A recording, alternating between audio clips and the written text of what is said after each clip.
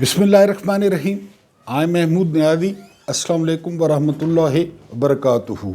आज सिर्फ अपना वीलॉग करेंगे, कोई ख़बरें इतनी हैं भी नहीं। और पाकिस्तान में इस वक्त जो सबसे बड़ी ख़बर है वो ये कि इमरान खान साबिक़ वज़ीर आज़म, चेयरमैन पाकिस्तान तहरीक इंसाफ, उनको सज़ा सुना दी गई है। और मज़े की बात यह है कि एक यूनिवर्सिटी बनाने पर उनको सज़ा सुनाई गई है। और जज ने उनको कहा, ये मैं कह रहा हूँ, कि जब लोग वो बक्से भर भर के बाहर ले जा रहे हैं, मेफेयर बना रहे हैं, एवन फील्ड बना रहे हैं, बिलावल हाउस बना रहे हैं, तो आपको पागल कुत्ते ने काटा था कि आप लोग जो है आपने वो यूनिवर्सिटी बनाई एक वीराने में। और वो भी सबसे बड़ी बात ये कि सीरतुन्नबी सल्लल्लाहु अलैहि वसल्लम पे, यानी उस पर आपने यूनिवर्सिटी बना डाली। और वहाँ पे स्टूडेंट्स जो है वो मुफ्त तालीम हासिल कर रहे थे। हाउ डेयर यू, ये आप कैसे कर सकते हैं? हमारा तो पहले दिन से जो मोटो है तो वो तो पाकिस्तानी अवाम को जाहिल रखना है, पाकिस्तानी अवाम को जो है अनपढ़ रखना है। ये जाहिल रहेंगे, ये अनपढ़ रहेंगे तो तब हमें वोट पड़ेंगे। और दूसरा ये कि आमना के लाल की सीरत पढ़ाना वो तो बहुत ख़तरनाक है। वो न सिर्फ जो है वो काफरों के लिए ख़तरनाक है बल्कि हमारे लिए भी ख़तरनाक है, क्योंकि उनकी ज़िंदगी में तो अदल मिलता है, उनकी जो ज़िंदगी में वो रोशनी मिलती है। तो अब किस रोशनी दिखाने के जो है वो चक्कर में है। बहरहाल आज का वीलॉग जो है उसमें दो चीज़ें मैं डिस्कस करूंगा। इमरान खान ने नाम लिया जनरल पिनोशे का। आज आपको जनरल पिनोशे की जो है ना वो ज़िंदगी के बारे में बताऊंगा कि ये लोग किस तरह दूसरों के हाथों इस्तेमाल होते हैं, और फिर ये कि इनका अंजाम क्या होता है। क्योंकि याह्या खान पर मैं अक्सर बोलता रहता हूँ, आज इमरान खान ने याह्या खान का नाम लिया। याह्या खान पे मैं बहुत बोलता रहता हूँ, वो आए जिन्हें ढाके बम चलाए। ये मैं अक्सर बोलता रहता हूँ याह्या खान के बारे में, आगे भी इंशाल्लाह बोलेंगे। लेकिन आज आपको जनरल पिनोशे के बारे में बताऊंगा कि जनरल पिनोशे कौन था और फिर उसके साथ क्या हुआ। उसके बाद हम डिस्कस करेंगे 2 नंबर मुनसिफ तेरे इंसाफ पे थू, ये बात करेंगे। और फिर इंडिया और इजराइल नहीं डरते, लोगों तुम तो डर जाओ। यानी ये जो मिथ बनी ना, ये 77 साला जो है ना वो मिथ है कि हम जेल में ले जाते हैं, पहले हम करप्ट साबित करते हैं, फिर हम जो है ना वो गद्दार साबित करते हैं, फिर हम जो है ना वो मुल्क की सलामती के लिए ख़तरा साबित करते हैं, और फिर लोगों के दिलों से उनको निकालते हैं, फिर लोगों से कहते हैं कि इनको वोट न डालें, और हम जो है हुकूमत तब्दील कर देते हैं। जो हमारी मर्ज़ी होती है हम वही करते हैं, क्योंकि अब इंडिया और इजराइल तो हमसे डरते नहीं हैं, तो लोग तो डरें कम अज़ कम, और वो भी अपने लोग। आपने देखा नहीं कि ऐसे टाउट और ऐसे भोंपू भर्ती कर रखे हैं जो बजाय दुश्मनों को धमकियां देने के वो रोज़ाना हमें धमकियां लगाते हैं।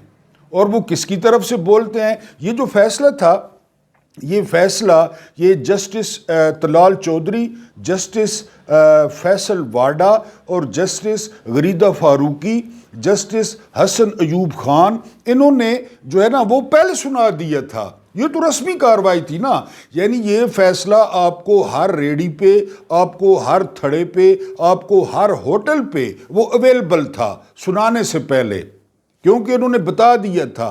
क्योंकि मिथ जो है वो मिथ ये है कि हमसे डरो, वरना हम जो है ना वो ये हशर करेंगे, हम जो है वो 14 साल की जो है ना वो सज़ा सुनवाएंगे, और हम जो है वो बीवी को भी सज़ा सुनवाएंगे, हम हत्ता कि उसके पर्दे का मजाक उड़वाएंगे, हम उसके उल्टे पुल्टे नाम रखेंगे।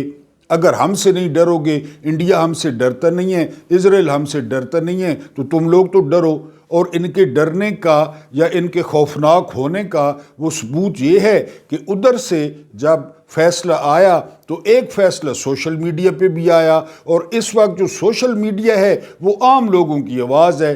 वो असल, मैंने कहा था social media is the media. अब जो मीडिया है वो सोशल मीडिया है, وہ کامران شاہد والا میڈیا نہیں ہے، وہ انصار عباسی والا میڈیا نہیں ہے، وہ جو ہے نا شاہ زیب خان زادہ والا میڈیا نہیں ہے، وہ منصور علی خان والا میڈیا نہیں ہے۔ جو سوشل میڈیا ہے وہ عوامی میڈیا ہے۔ تو وہاں پہ آپ دیکھ لیں کہ لوگ کتنا ڈرا ہے آپ سے، آپ کا ڈر کتنا بیٹھا ہے لوگوں کے دلوں میں، اور جو ہے نا کیونکہ بار بار یہی پیغام دیا جا رہا ہے کہ ہم سے ڈرو، ہم بھو ہیں۔ وہ بچپن میں ہوتے تھے نا، والدین کہتے تھے بھو آ گیا، ہم بھو ہیں۔ اب بالکل بھو نہیں ہیں، اب کچھ بھی نہیں ہے۔ صدر مشرف نے کہا تھا کہ ہم نے 7.5 منٹ میں اسلام آباد پر قبضہ کر لیا۔ آپ کی پریکٹس اسلام آباد پر قبضہ کرنے کی ہے اور آپ کی کوئی پریکٹس نہیں ہے، کوئی آپ سے نہیں ڈرا۔ عمران خان وہاں مسکراتا رہا، عمران خان وہاں کہہ کے مارتا رہا، اور عمران خان نے وہاں جو ہے وہ شکر الحمدللہ کہا کہ ٹھیک ہے جی، مجھے سیرت النبی پہ وہ یونیورسٹی بنانے پر جو ہے وہ سزا ملی ہے۔ ایک اور لطیفہ آپ کو فیصلے کا سناتے چلوں۔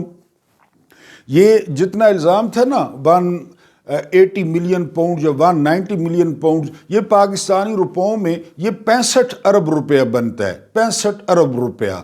تو جرمانہ کتنا کیا جج صاحب نے؟ جج صاحب نے جو ہے وہ جرمانہ کیا ہے وہ 10 لاکھ روپے۔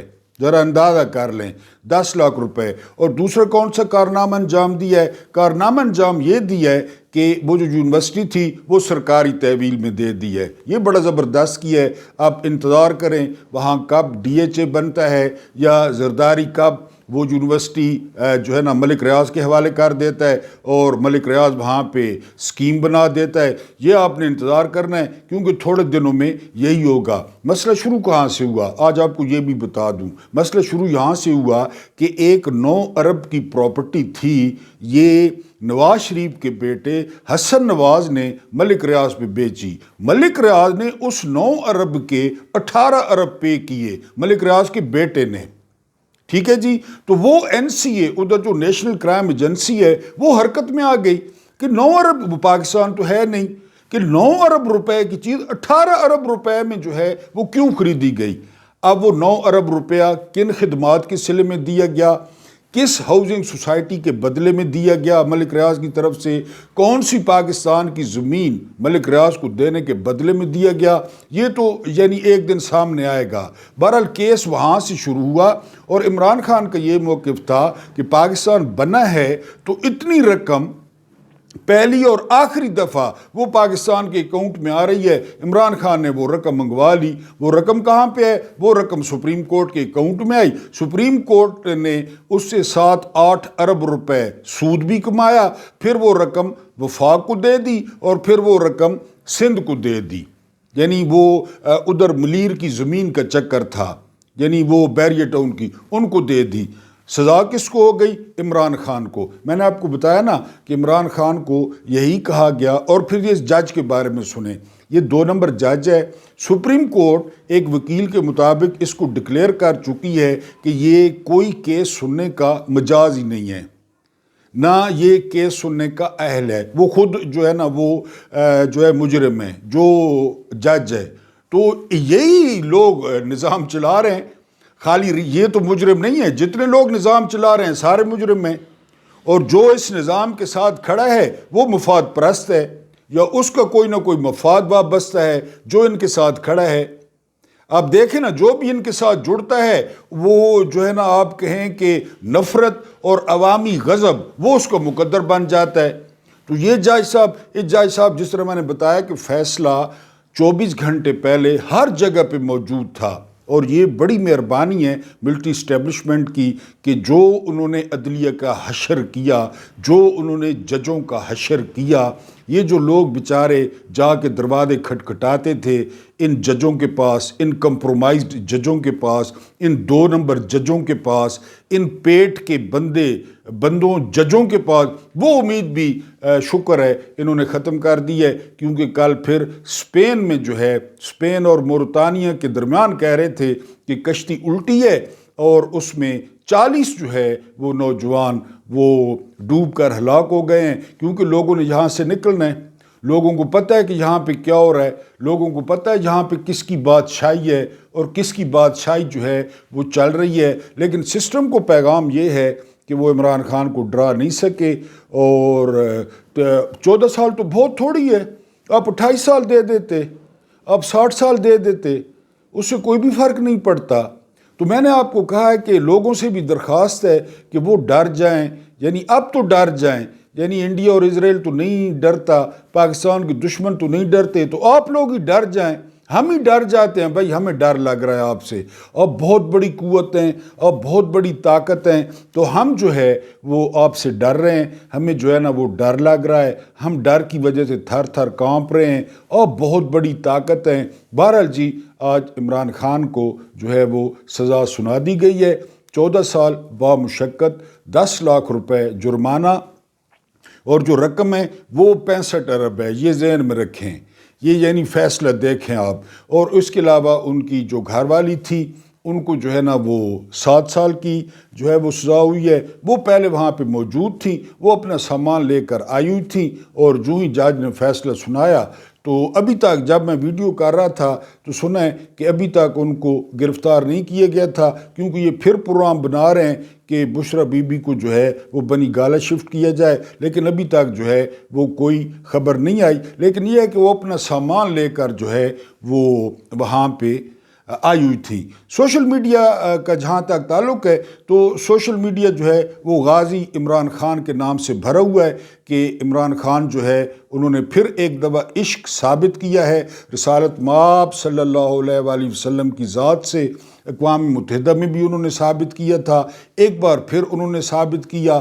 تو بہرحال میں نے جج کے بارے میں بھی بتا دیا آپ کو، جو ہے نا وہ فیصلے کے بارے میں بھی بتا دیا آپ کو، خوف کے بارے میں بھی بتا دیا آپ کو، دہشت کے بارے میں بھی بتا دیا کہ کتنی دہشت ہے، کتنا خوف ہے ہمارا، ہم سے ڈر کیوں نہیں رہے، عمران ہم سے ڈر کیوں نہیں رہا، یعنی عمران ہم سے ڈرے، ہم سے کانپے، یعنی جب ہم جائیں تو وہ تھر تھر کانپنا شروع کر دے۔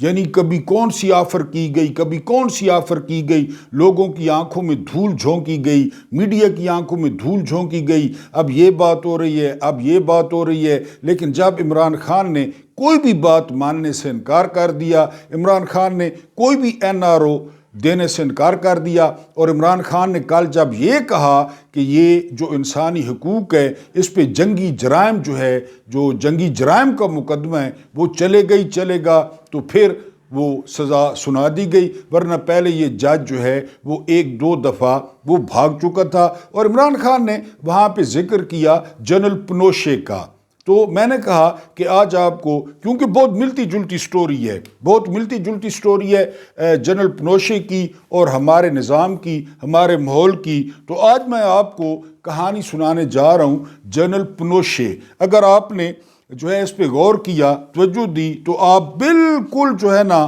آپ دیکھیں گے کہ یہ جو اس وقت نظام چل رہا ہے وہ کون سا نظام چل رہا ہے۔ والدہ نے اس کا نام آگسٹو رکھا تھا، لیکن دنیا میں وہ جنرل پنوشے کے نام سے مشہور ہوا، ٹھیک ہے جی۔ وہ جنوبی امریکہ کے ملک چلی کا رہنے والا تھا۔ چلی دنیا کا سب سے پتلا اور لمبا ملک ہے۔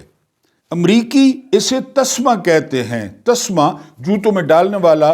چلی کو واقعی آپ اگر نقشے پہ دیکھیں تو یہ بہت پتلا اور لمبا ملک ہے، لمبا چوڑا نہیں ہے، یعنی چلی۔ اس کے والد کسٹم انسپیکٹر تھے، گھر میں غربت تھی، لیکن والدہ اپنے سلیقے سے گھر چلا لیتی تھی۔ وہ انجینئر بننا چاہتا تھا، لیکن والدہ کی خواہش تھی وہ فوج میں افسر بنے۔ اس نے والدہ کی خواہش مان لی۔ پنوشے نے آگے بڑھنے کا فیصلہ کیا اور وہ آگے بڑھتا چلا گیا۔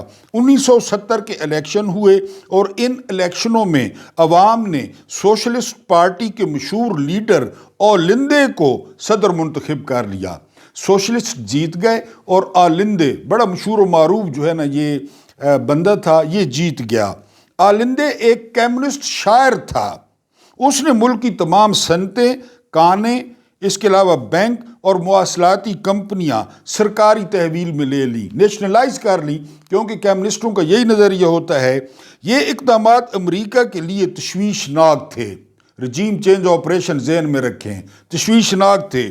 امریکہ کو خدشہ تھا کہیں چلی بھی کیوبا کی طرح کمیونسٹ ملک نہ بن جائے۔ پہلے فائیڈل کاسٹرو نے امریکہ کو ٹف ٹائم دے رکھا تھا، اب چلی میں یہ ہو گیا، اولندے جیت گیا۔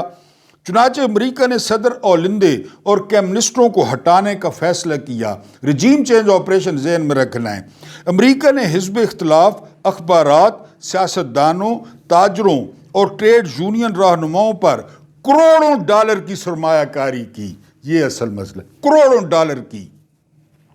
میڈیا دیکھ لیں، اس کے علاوہ جو ہے نا وہ پی ڈی ایم دیکھ لیں، وہ سندھ ہاؤس، کروڑوں کی سرمایہ کاری کی۔ ٹھیک ہے جی، ان کو پہلے خریدا، اس کے بعد سیاستدانوں پر، تاجروں پر، ان پر کروڑوں کی سرمایہ کاری کی، جس کے آخر میں امریکہ کو فوج میں ایسے افسر کی ضرورت پڑی، باجوہ کی، جو چلی کی حکومت پر قبضہ کر لے اور پھر برسوں امریکی مفادات کی کاشتکاری کرے۔ اصل مسئلہ یہی ہے۔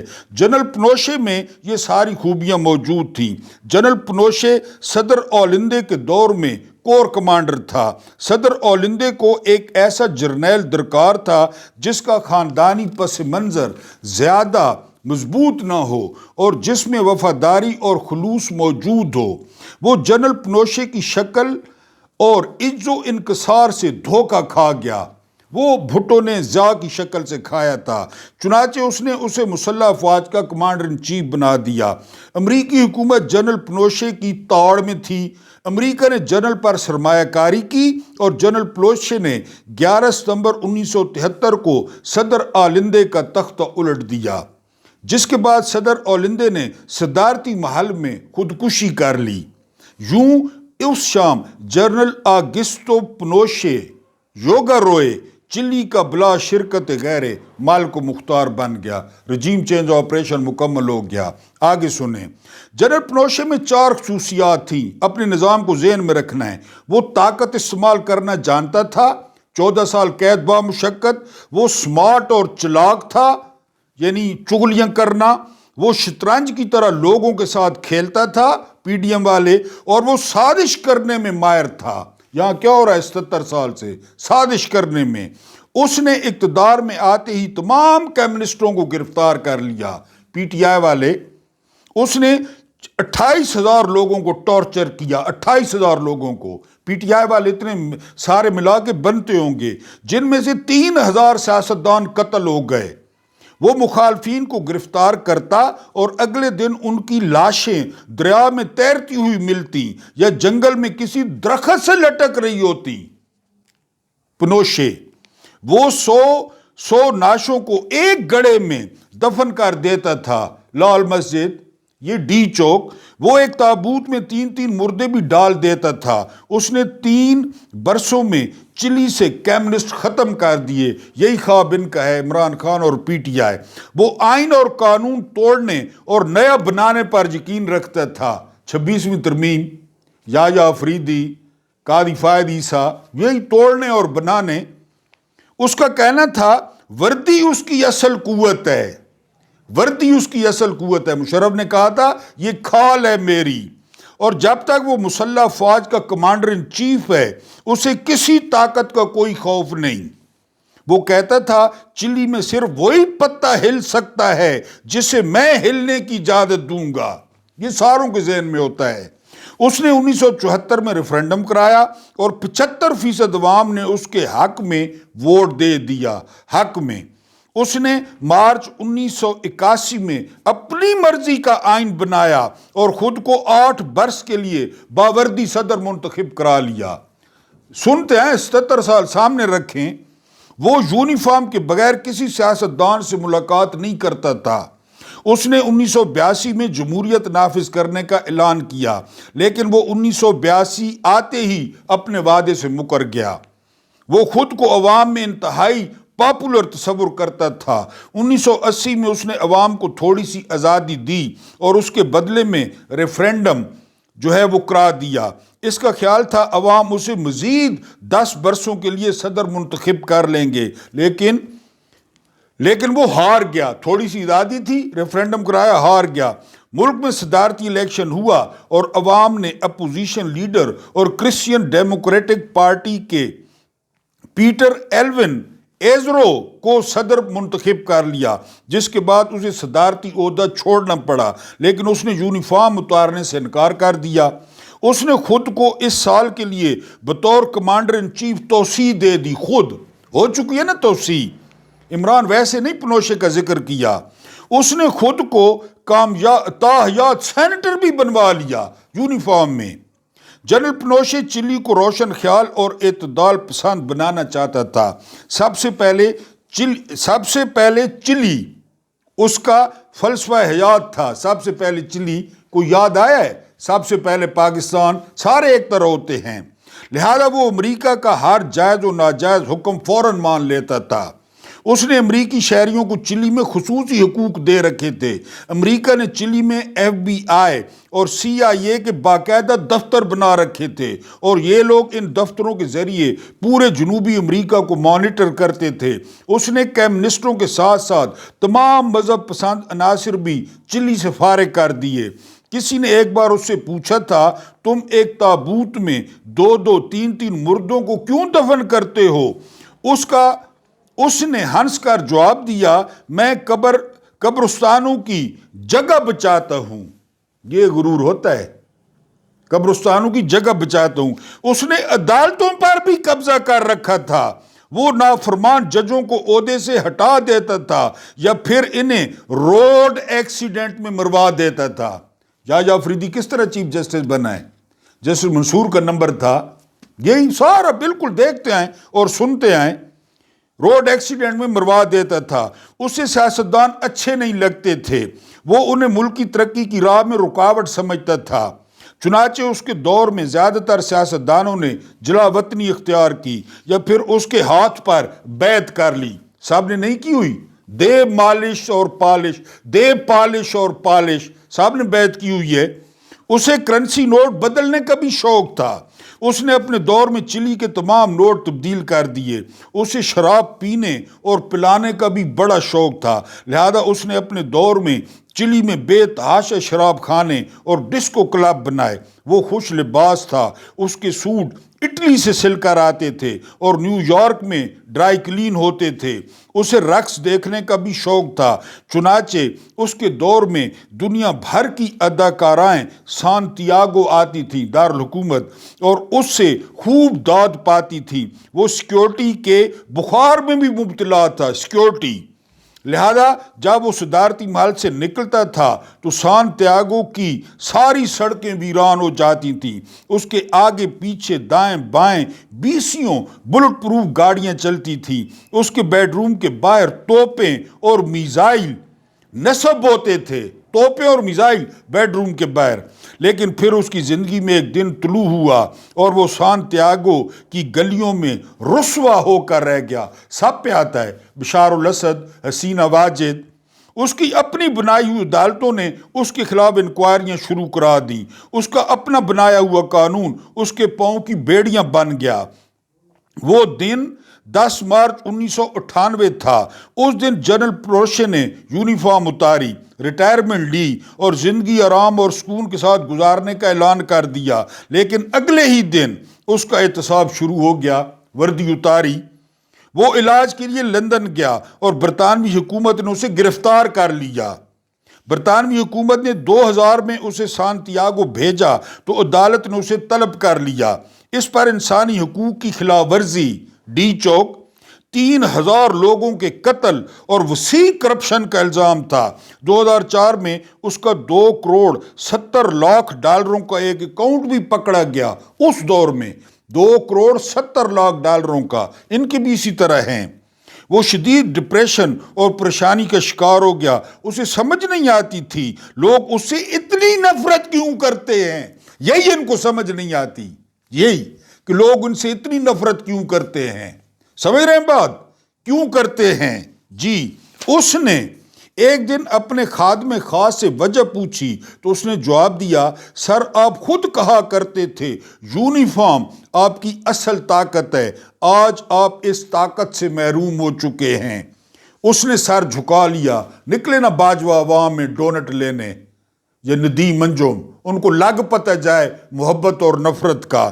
جنرل پنوشے کو 3 دسمبر 2000 کو ہارٹ اٹیک ہوا، اس کی اینجیوپلاسٹی ہوئی، لیکن وہ 10 دسمبر کو دم توڑ گیا۔